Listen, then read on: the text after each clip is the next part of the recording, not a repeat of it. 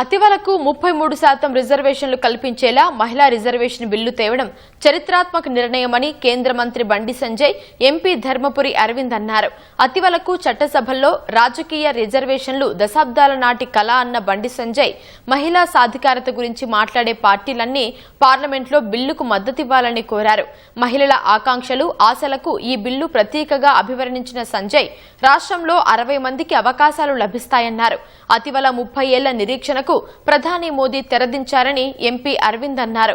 రాజకీయాల్లో మహిళల ప్రాతినిధ్యం పెరిగితే అవినీతి తగ్గుతుందని వ్యాఖ్యానించారు. నారీ శక్తి వందన్ అభియాన్ 2023 ఇది మొత్తం మన దేశం యొక్క డెమోక్రాటిక్ ప్రాసెస్ ని మార్చబోతా ఉన్నది.